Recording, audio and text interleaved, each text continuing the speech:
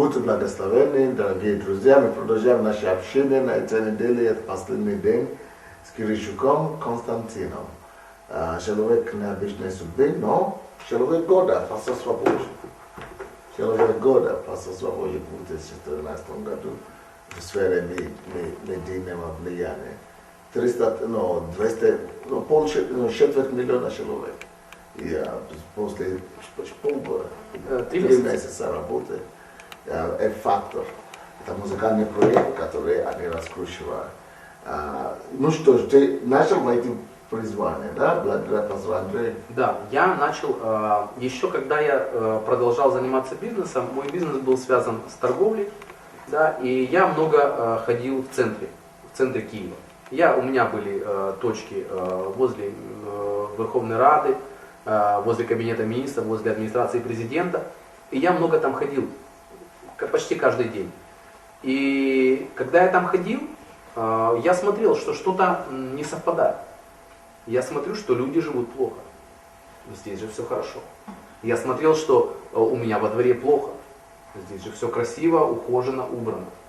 Я понимал, что какое-то есть несоответствие. Я понимал, что слово «министр» на самом деле обозначает «служитель», от слова «министри», да, служение. То есть каждый министр – это слуга для своего народа в определенной сфере. Министр образования – слуга в образовании. Министр ЖКХ – слуга для меня, для вас, для всех. Он слуга для нас в этом направлении. Он специально для этого поставлен. Мы за это платим налоги. И я понял, что что-то не так. Я понял, что надо что-то менять. Но я ходил и не знал, что менять. Единственное, что я мог молиться. Я ходил мимо и молился: Господь, приведи их к покаянию, пусть они все покаятся, пусть спасутся. Но я понимал, что что-то не то. Я что-то неправильно делаю. Да, я молюсь правильно, но что-то не так, что-то не то. Да. И в моем сердце все больше и больше возникало бремя за это.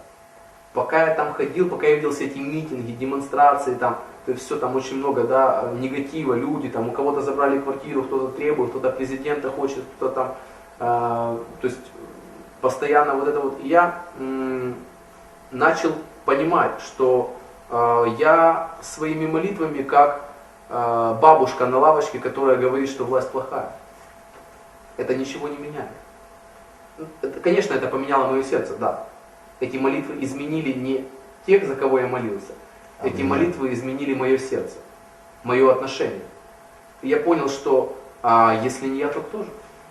Я понял, что если у меня за это болит сердце, значит мне нужно что-то с этим делать. Значит, я должен быть ответом в этой земле, в этом направлении. И как раз в это время субботники, да, вот эти вот, которые я проводил, там мы убирали озера, там озеро Радужное, там залив, Княжий Затон и так далее, да, мы убирали парки, вот, и это первое, что я делал. Потом я начал заниматься объединениями совладельцев многоквартирных домами, да, жилищно-коммунальной сферой.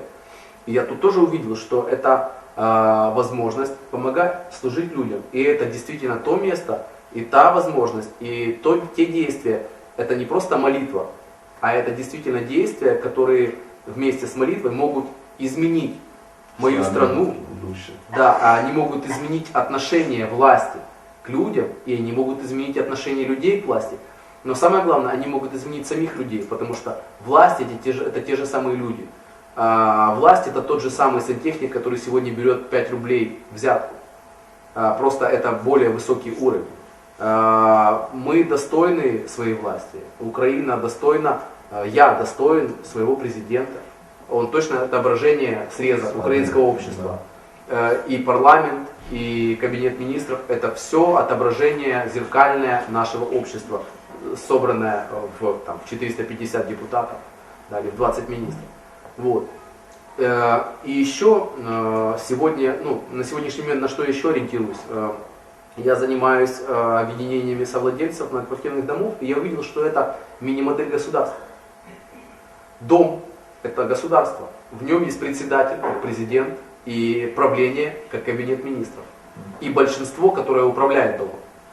Если мы, как жители дома, научимся договариваться с большинством, контролировать правление и голову правления, да, председателя, научимся жить хорошо в своем доме, в маленьком, это мини-модель Украины. Если в каждом доме люди научатся сосуществовать вместе и договариваться, и приходить к результатам, тогда вся наша страна будет построена и будет реализована, и будет правильно перераспределяться финансы, будет правильно перераспределяться возможности, ресурсы и так далее.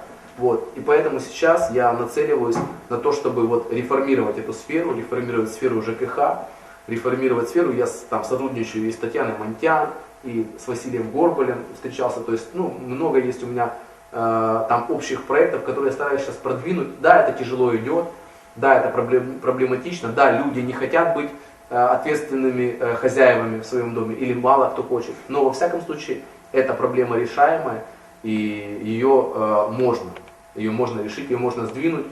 И я знаю, что сегодня я не зря в общественном совете, сегодня я не зря имею свою общественную организацию, сегодня не зря со мной разговаривают в администрациях районных, сегодня не зря со мной разговаривают заступники министров, то есть это не зря все, то есть, потому что через это начинаются маленькие изменения. Вода камень точит. По чуть-чуть мы можем изменить многое. Вот. Ну а относительно, конечно, проекта, как он начался, вот тот, за который я получил, и вот это вот человек царства, которым меня наградили на годовщине, на 19-й, мы тоже думали о людях. Мы тоже думали о том, что есть очень много нереализованных талантов. Мы тоже думали о том, что есть люди, которые пробовали, участвовали, у которых нет денег участвовать, но они просто хотят петь. И мы дали им такую возможность, мы дали им площадку, платформу для реализации своего таланта. Почему? Потому что те, кто победит в этом шоу, кроме призов, которые мы обещаем, мы хотим помочь их продвинуть. Это не просто возможность показать свои таланты, это возможность спродюсировать их в последующем. Это возможность продвинуть их, потому что там действительно есть талантливые люди, там действительно есть доли и частицы огромного потенциала, который заложен в этих людях и который просто нужно помочь им высвободить.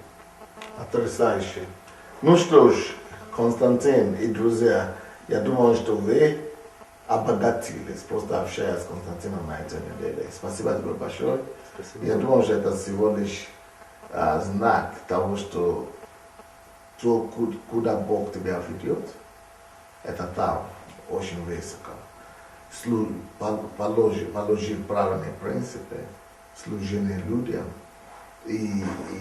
но не ради материальных вещей, а ради блага людям и Царства Божия, что нет предела твоему росту. Поздравляю. Спасибо. Спасибо.